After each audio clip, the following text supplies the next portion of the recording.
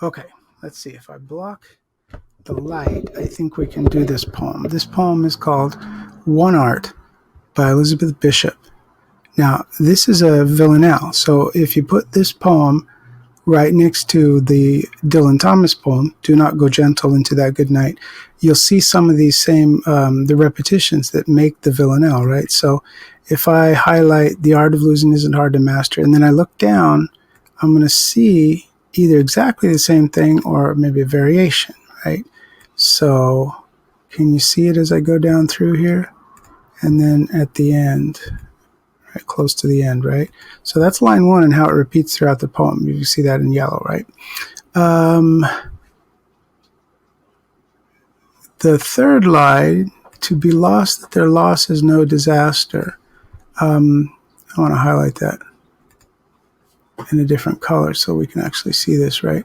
We're going to go with, they're all so bold, I'm not happy about them, so let's just do gray. This is going to repeat here, right? And then it's going to repeat here.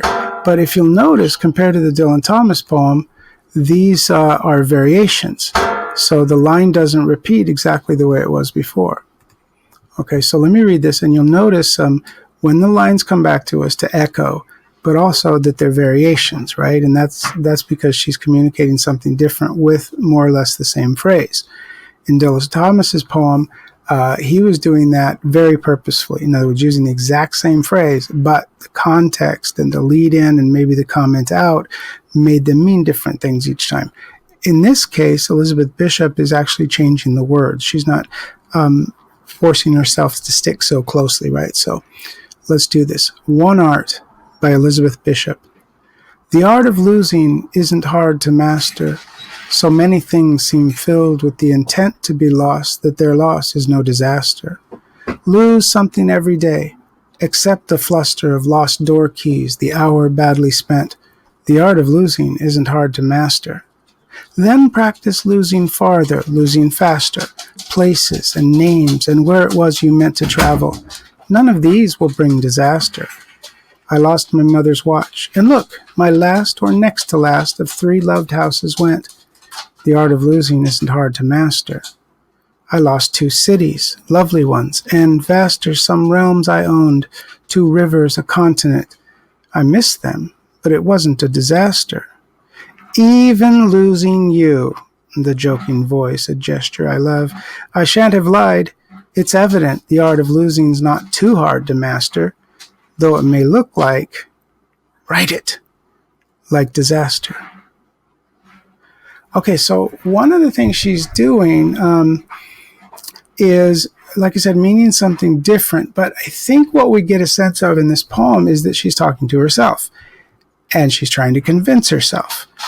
And she's telling herself that you can lose things and it's not the end of the world. It's not a disaster, right? But can you see how, especially in the last stanza, she can't seem to continue telling this lie to herself because her feelings, I think, are so intense that even if maybe there's some, intellectual truth to the idea that it's not the end of the world, that doesn't mean your emotions will agree with that, right? So if we go down through, one thing we're going to find is that she's losing smaller things, and then they keep getting bigger.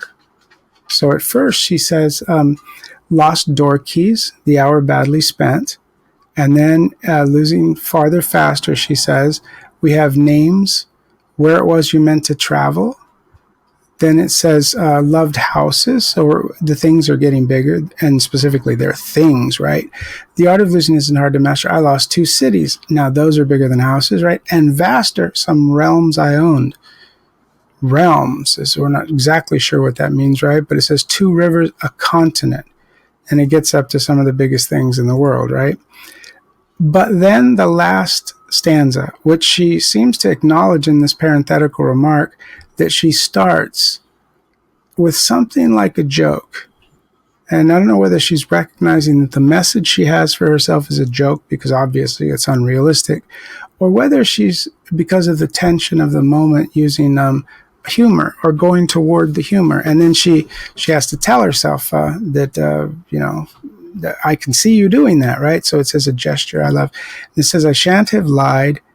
it's evident the art of losing is not too hard to master. Now, it didn't say isn't hard to master. It says not too hard, right? So that's a different thing. She's trying to tell herself that she can survive it, but I think maybe she doesn't feel like she can, right? So then we have the last line says, though it may look like, and then this is interesting, another parenthetical remark that says write it with an exclamation point. Now that phrase then is what we call an imperative phrase, right? It's an order. And she's talking to herself, and she makes herself write something, but what is it that she has to write? In a sense, when you write something down, you've made it real, right? Now, what she has to say, of course, is the word disaster. But why does she have to say it? Well, one of the reasons is because she's trapped in this villanelle form.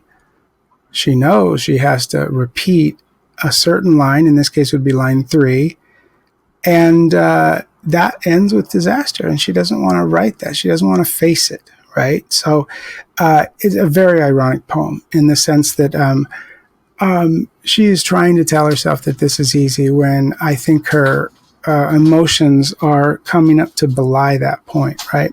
So this was Elizabeth Bishop and the poem One Art.